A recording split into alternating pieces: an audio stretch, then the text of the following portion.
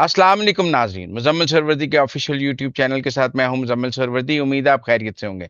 नाज़रीन, कल हमने एक स्टोरी की थी कि पाकिस्तान की कॉमर्स मिनिस्ट्री ने 15,000 यूज्ड कार्स के लिए एक स्पेशल वेवर जारी किया है। और वो स्पेशल वेवर जो है उन प्रोटोकॉल्स को सबवर्ट करने के लिए है जो सिक्योरिटी ऑफ द कार्स के लिए या जो स्टैंडर्ड फिक्स किए गए हैं। कहा गया है कि अब उनसे भी सब स्टैंडर्ड गाड़ियां 15,000 पाकिस्तान में आ सकती हैं। और पापाम जो है वो भी उस पर एहतजाज कर रही थी और उन्होंने उनका भी एहतजाज मेरे तक पहुंचा था। उस स्टोरी के बाद राना एहसान अफजल साहब ने मेरे साथ रब्ता किया और उन्होंने कहा, मुजम्मिल आपके फिगर्स ठीक नहीं है, ये 15,000 नहीं, कुल 338 गाड़ियां हैं। फिर मैंने पापाम वालों को साथ रख लिया। मैंने कहा जरा बात सामने हो जानी चाहिए, तो अब्दुल साहब भी हमारे साथ हैं। राना एहसान अफजल साहब, वैसे तो अगर कोई फैक्ट्री पाकिस्तान में गाड़ियां बनाए तो पूरे साल में 15,000 गाड़ियां बनाती है, और जिसके लिए वो जॉब्स भी क्रिएट करती है, वेंडर्स भी क्रिएट करती है, इकोनॉमी भी क्रिएट करती है। और अगर आप 15,000 यूज्ड कार्स वो भी अपने स्टैंडर्ड्स लो करके इंपोर्ट करने की इजाजत देते हैं, तो वो समझ नहीं आती है। बहुत शुक्रिया मुजम्मिल साहब, और थैंक यू, आपने मुझे क्लैरिफिकेशन देने का मौका दिया। जब आपने ये प्रोग्राम किया तो मैंने अपनी वजारत के साथ आपकी ट्वीट और प्रोग्राम शेयर किया। तो वजारत ने फिर उसका एक क्लैरिफिकेशन बनाई जो कि मैं आपको दे देता हूँ। एक तो ये 15,000 गाड़ियां नहीं है मुजम्मिल साहब, ये बेसिकली हुआ ये कि बैगेज स्कीम को 15 जनवरी को अबॉलिश कर दिया गया था। हम्म। और कह लें कि जनवरी 16 से मार्च 8 तक हमें ये रिपोर्ट हुआ कि बहुत सारी कुछ 338 गाड़ियां हैं जो कि जापानीज पोर्ट में आ चुकी हैं ऑलरेडी। और वो हमने जो नई पॉलिसी बनाई थी उसमें प्री शिपमेंट इंस्पेक्शन हमने रखी थी कि जो गिफ्ट और टीआर स्कीम के तहत जो गाड़ियां आएंगी उनकी प्री शिपमेंट इंस्पेक्शन होगी सेफ्टी और एनवायरमेंट स्टैंडर्ड्स के हवाले से, और फिर ही वो गाड़ियां इंपोर्ट की जाएंगी। लेकिन ये वो गाड़ियां हैं जो 15 जनवरी से पहले जो है पोर्ट्स के अंदर पहुंच गई थी। और हमारे जो टीआईओज हैं, जो ट्रेड और इन्वेस्टमेंट ऑफिसर्स हैं, उनके जरिए हमने तस्दीक की कि कोई ऐसा कागज नहीं होना चाहिए जो 15 जनवरी के बाद का हो। तो वो तस्दीक फिर इसकी हुई कि ये 338 गाड़ियां हैं। और उस वक्त ये जो ग्रिड लॉक पीरियड था, जहां जनवरी 16 से मार्च 8 तक हमारे पास कोई यहाँ पाकिस्तान में भी कोई टेस्टिंग के लिए कोई कंपनीज लाइन अप नहीं हुई थी। तो ये उस दौरान में जो 338 गाड़ियां, उनको वन टाइम वेवर दिया गया कि आप बगैर प्री शिपमेंट इंस्पेक्शन के आप ये गाड़ियां मंगवा लें। लेकिन हमने फिर भी स्टैंडर्ड सेट किया जो कि रोबस्ट है। एक तो आप 3 और 5 साल से पुरानी गाड़ियां नहीं इंपोर्ट कर सकते, ये इन पे लागू होगा, नंबर वन। नंबर दो, इन पे ये लागू होगा कि जो जापानीज ऑक्शन के अंदर जो ग्रेडिंग सिस्टम है उसमें 3.5 ग्रेड एंड अबव सिर्फ जो है वो इंपोर्ट होगी, उससे नीचे नहीं इंपोर्ट होगी। और इसी तरह जो रिपेयर वाली होती है, जो रिपेयर गाड़ियां होती हैं आर जिन पे लिखा होता है, वो टोटली इंपोर्ट नहीं होंगी। तो स्टैंडर्ड फिर भी मौजूद थे। और ये 15,000 का फिगर मुझे नहीं पता ये कहाँ से आया, लेकिन ये 338 गाड़ियों को वन टाइम वेवर हमने जरूर दिए। जी। अब्दुल साहब, आपका व्यू जी, इस पे। बहुत आपका व्यू। शुक्रिया। बहुत शुक्रिया सूरवर्दी साहब, and thank you so much Rana साहब फॉर गिविंग दिस क्लैरिफिकेशन। हमारे लिए ये बहुत बड़ा साय ऑफ रिलीफ है कि ये 300 कुछ गाड़ियां हैं सिर्फ। मगर मैं इसकी कुछ बैकग्राउंड ज़रूर बताना चाहता हूँ जो आगे के लिए भी हमारे आपके नाजरीन के लिए फ़ायदेमंद होगा। देखिए, जो ये यूज्ड गाड़ियां पाकिस्तान में आ रही हैं, number one, this is an illegal trade. ये गाड़ियां सारी ओवरसीज पाकिस्तानीज की स्कीम के अंदर आ रही हैं और पासपोर्ट खरीद के, और ये गाड़ियां पाकिस्तान में लाई जाती हैं फॉर कमर्शियल यूज। तो ये तो पहले ही एक चीज जो है वो इलीगल हो रही है, और ये स्टैब्लिश हर तरह से हो चुकी है गवर्नमेंट के लेवल पे भी। दूसरी बात यह कि जो गाड़ियां पाकिस्तान में बनती हैं, 17 यूएनआर रेगुलेशंस पाकिस्तान में बनने वाली गाड़ियों पे अप्लाई की गई आज से कोई 3 साल पहले। मगर ये जो इस्तेमाल शुदा गाड़ियां आ रही हैं, इन पे वो रेगुलेशंस अप्लाई नहीं की गई। ये बड़े अचंभे की बात है कि अपने मुल्क की इंडस्ट्री के लिए हम रेगुलेशंस के थ्रू उसको कंट्रोल करते हैं, मगर बाहर से भेजने वाले के लिए कोई कंट्रोल नहीं था। 3 साल पुराने गाड़ियां विदाउट एनी रेगुलेशन पाकिस्तान में इंपोर्ट होती रहीं। अब ये अप्लाई किया गया इन गाड़ियों के ऊपर भी, और मजीद यूएनआर रेगुलेशन लोकल गाड़ियों पे भी अप्लाई किए गए। मुझे जो याद है, तकरीबन इस वक्त 62 रेगुलेशंस जो हैं वो लोकल गाड़ियों पे अप्लाइड हैं, और वो ही यूज गाड़ियों पे भी एप्लीकेशन की गई है, जो एक बहुत ही फेयर ट्रीटमेंट है। अब ये जो गाड़ियां हैं, क्योंकि वो एसआरओ आया 15 जनवरी को जिसमें ये रेगुलेशन अप्लाई की गई, तो जो राणा साहब बता रहे हैं कि वो गाड़ियां पोर्ट में आ गई थी और उसको चेक किया है और वो सिर्फ उतनी गाड़ियों की परमिशन दी गई है। तो मैं समझता हूँ दो इंडस्ट्री को हिट तो करती है, मगर ये बेरेबल हिट है। जो जरूरत है वो इस बात की है कि इस तरीके की मजीद वेवर्स जो हैं किसी भी प्रेशर में आके गवर्नमेंट को अपनी इंडस्ट्री के अगेंस्ट और अपने खुद रेवेन्यू के अगेंस्ट, क्योंकि इन गाड़ियों पे जो रेवेन्यू गवर्नमेंट ऑफ पाकिस्तान को मिलता है वो कहीं कम है जो वो लोकल बनाने वाली गाड़ियों से टैक्स के सूरत में रेवेन्यू लेती हैं। तो आइंदा इस तरह का कोई भी वेवर या इस स्कीम के अंदर किसी तरीके की भी कोई रिलैक्सेशन देने का मतलब ये है कि आप इलीगल ट्रेड को प्रमोट कर रहे हैं। दूसरा मेरा पॉइंट ऑफ व्यू ये है कि आप कोई भी चीज 15 जनवरी को अप्लाई करते हैं और विद इन 3-4 मंथ्स आप उसके अंदर वेवर देने लगते हैं। इस तरह पाकिस्तान में इंडस्ट्रियलाइजेशन रिटार्ड होगी। सिर्फ इस एसआरओ के बाद और पाकिस्तान में जो गाड़ियों की लोकल गाड़ियों की फरोख्त बढ़ रही है, जो तकरीबन आधी लार्ज स्केल मैन्युफैक्चरिंग में इंक्रीज की जिम्मेदार ऑटो सेक्टर है, उसको जो भी इन्वेस्टमेंट पाइपलाइन में थी और जो जो प्लान्स थे कि गाड़ी की प्रोडक्शन पाकिस्तान में बढ़ेगी, उसको एक बड़ा धचका लगा है। और धचका इन 300 गाड़ियों का नहीं हुआ है, धचका इस चीज का है कि हमारा इतिमाद मुतदलदल हो गया है कि पता नहीं कल गवर्नमेंट कोई और गाड़ियां ना कर दे, कुछ और स्कीम के अंदर किसी प्रेशर में आके चेंज ना कर दे। अब बड़ी क्लियर कमर्शियल इंपोर्ट की इजाजत है, जिसको भी पाकिस्तान में गाड़ी इंपोर्ट करनी है वो कमर्शियल इंपोर्ट कर सकता है पाकिस्तान में यूज गाड़ियां। ये इन स्कीमों के तहत गाड़ियों पे कोई भी वेवर देने की कोई तुक नहीं बनती है।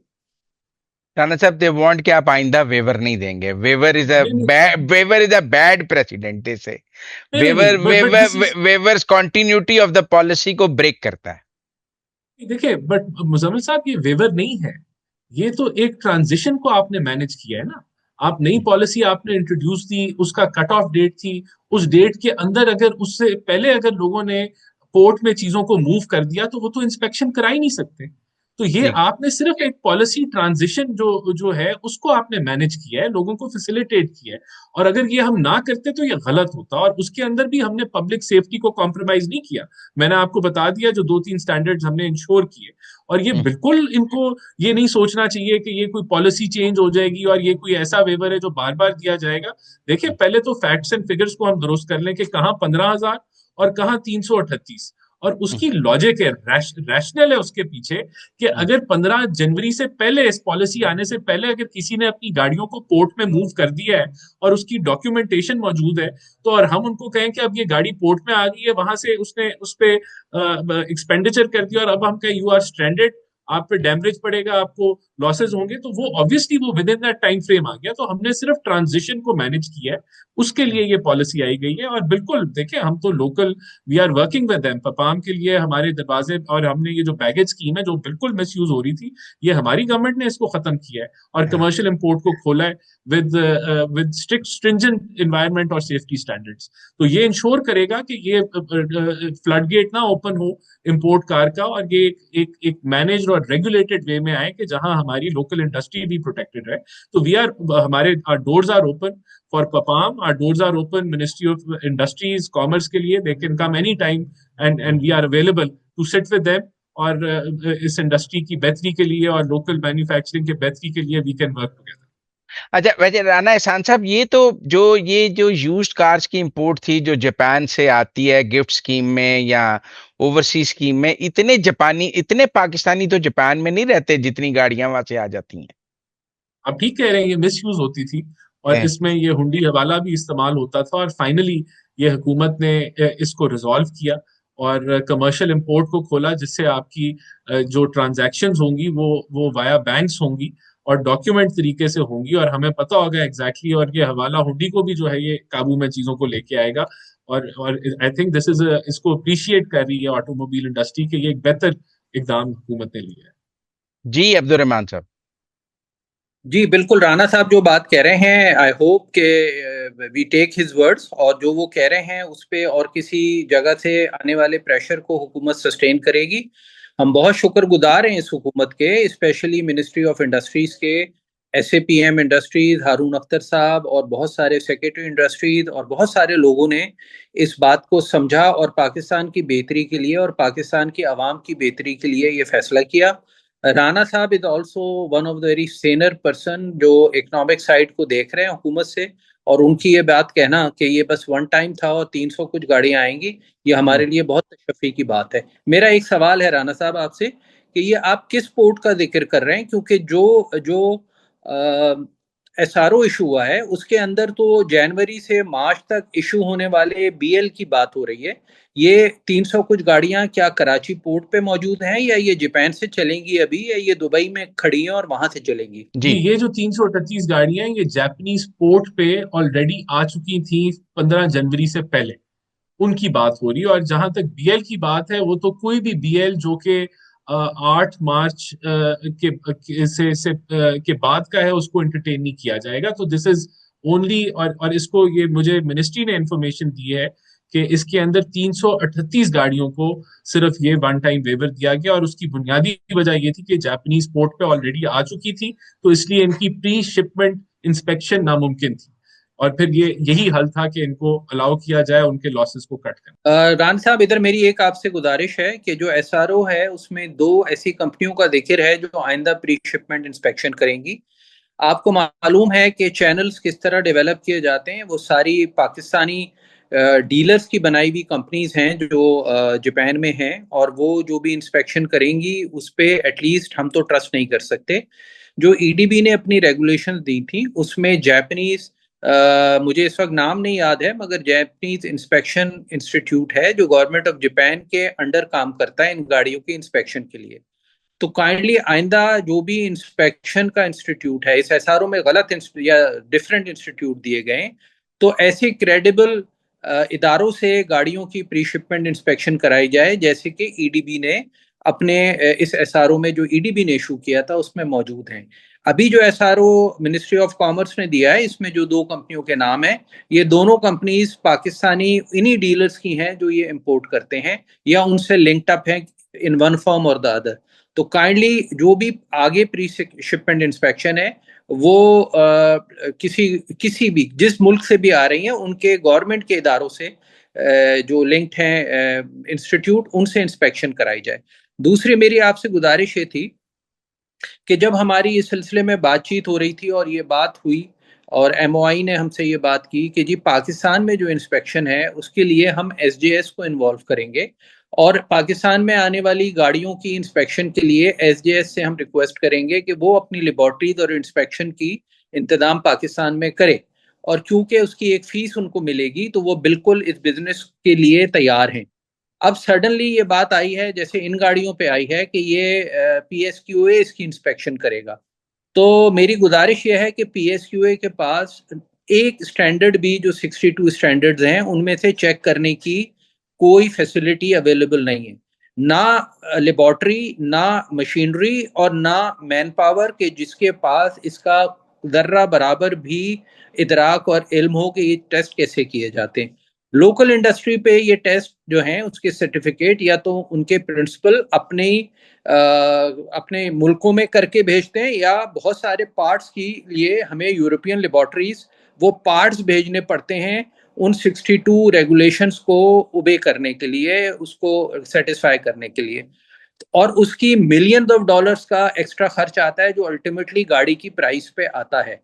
तो अब ये जो गाड़ियां पाकिस्तान आ रही हैं और वो भी यूज्ड गाड़ियां हैं और 3 साल और 5 साल यूज्ड हैं, तो इनके स्टैंडर्ड्स को चेक करने के लिए वहां से प्री शिपमेंट इंस्पेक्शन के साथ अगर पाकिस्तान में इंस्पेक्शन का दोनों क्राइटेरिया रखे गए थे, तो काइंडली इसको PSQA के थ्रू इंस्पेक्ट कराने का सिर्फ एक ही मतलब है कि एक सर्टिफिकेट इशू कर दिया जाए जिसकी एक फीस गवर्नमेंट या PSQA को मिल जाएगी एंड ये गाड़ियां पाकिस्तान में आ जाएंगी। तो वो जो हमसे बात की गई थी SJS के लेबॉर्ट्री सेटअप करने की या PSQA के अंदर जहां पे भी आपको लेबॉर्ट्री सेट करनी है बगैर किसी फैसिलिटी क्रिएट किए हुए PSQA से इंस्पेक्शन कराना बिल्कुल ऐसा ही है कि जैसे आप किसी वकील से अपना इलाज कराने चले जाएं। राणा साहब दो बातें जो मैं समझा उनसे, दे नहीं फील नहीं, कि मुझे समझ आ गया। जो प्री इंस्पेक्शन है वो भी कोई क्रेडिटेड होनी चाहिए, और जो पाकिस्तान में इंस्पेक्शन है वो भी कोई क्रेडिटेड होनी चाहिए। अगर इंपोर्टर्स जो हैं यूज्ड कार के, उन्होंने वहां पे अपनी कंपनीज खड़ी करके प्री इंस्पेक्शन का कोई मॉडल बना लिया है, तो वो तो फिक्स मैच है। ये देखें, ये तो नंबर वन जो Pakistan standards and quality control जो अथॉरिटी है, वो ministry of science and technology के साथ पार्ट है, और उसने दो कंपनीज को जो है वो शॉर्टलिस्ट किया है जो लोकल लेवल के ऊपर टेस्टिंग करेगी और इंस्पेक्शन करेगी। अब ये ऑब्वियसली ये इंटर मिनिस्ट्रियल मामला है जिसके अंदर ministry of commerce, ministry of industries और ministry of science and technology ने मिलके ये हम्म। पूरा जो है वो लायमल बनाया है। तो इसके अंदर देखें, अगर इनके कोई कंसर्न्स हैं तो ये हम्म। ऑफिशियली तौर पे लिखें और हम इनके साथ बैठ के उनको डिस्कस कर सकते हैं। ये ऑब्वियसली ये कॉमर्स की डोमेन में नहीं है। हम्म। ये जो स्टैंडर्ड सेट करना, वो पूरा अदारा, उसका नाम ही पाकिस्तान स्टैंडर्ड्स एंड क्वालिटी के ऊपर है। तो we can sit with them and discuss इनके क्या कंसर्न्स हैं, वो लेजिटिमेट हैं। और ये जो दो कंपनीज हैं, क्या ये इक्विप्ड हैं, इनके पास ऐसी इक्विपमेंट है जो 62 स्टैंडर्ड्स या 60 स्टैंडर्ड्स ये कह रहे हैं कि उनको उनको हम्म। चेक कर सके। तो दिस इज समथिंग जो जो बात इसको वेरीफाई करने की जरूरत है कि वो हम्म। कंपनीज वाकई क्या जिस तरह ये फरमा रहे हैं उसी तरह कोई का मामला है। तो we can sit with them और ये ऑफिशियली हमें इंगेज कर सकते हैं। ऑब्वियसली हमारा तो यही काम है कि हम जो है वो मेरिट को इंश्योर करें और चीजों को बेहतर तरीके से आगे लेके चलें, और कोई रुकावट भी ना बने कारोबार में, और जो है वो ये जो इनके सेक्टर्स हैं वो फ्लरिश भी करें। तो we are willing to sit with them, but पिछले जो दिनों उन्होंने कंसर्न शो। फैसल वाडा साहब भी ये सारी लड़ाई की वजह भी, फैसल वाडा साहब की भी लड़ाई यही थी सारी, मुझे लगता है। देखिए मुजम्मल साहब, वो बात शुरू हुई थी 15,000 गाड़ियों से, अब वो 338 पे आ गई है। तो हम्म। इंशाल्लाह इसमें भी ये भी जो क्लेम है, we can sit with them और हम डेटा के साथ फिर बैठ के बातचीत कर सकते हैं। वी आर हाँ। Willing to work and improve the system, ये विलिंगनेस है और हाँ। इंटेंट भी है। तो we can sit with them and discuss the way forward. हाँ, और अगर इसमें कोई इन्वेस्टमेंट होनी है तो वो देखा जा सकता है, स्टैंडर्ड्स को इंश्योर करना है तो वो देखा जा सकता है। गाड़ियों की जो क्वालिटी है उस पर कॉम्प्रोमाइज मेरे ख्याल में नहीं होना चाहिए। बिल्कुल, आई बड़ी एग्री। बड़ी सब स्टैंडर्ड गाड़ी पाकिस्तान में इंपोर्ट हुई है यूज्ड कार के नाम पे, ये तो आप मानते हैं ना? देखिए ये मैं अब आप मेरे से इतना बड़ा कोई एडमिशन ना कराएं। आई आ, आई आई जब तक मेरे पास डेटा नहीं आएगा मैं इस पे कोई कमेंट नहीं अच्छा। करूंगा। मुदम्मिल अब्दुलरमान साहब, साहब। का जो एडमिशन है 338 कार्स का आज हम्म। के लिए, आप इससे बड़ा एडमिशन और कोई ना करे तो बहुत बहुत है। बहुत, बहुत शुक्रिया। आप मुतमईन है? जी, मैं एक चीज और राना साहब के इल्म में लाना चाहता हूँ कि देखिए बहुत सारे मुल्क हैं जहां ये इस्तेमाल शुदा गाड़ियां जाती हैं, हम्म। और सारे ऐसे मुल्क हैं जहां खुद गाड़ियां नहीं बनती। एक हम्म। मिसाल दूं, मैं बाहर ज्यादा दूर नहीं जाता, श्रीलंका हमारे रीजन का और हमारी जैसी ही इकॉनमी का एक मुल्क है जहाँ गाड़ियां नहीं बनती।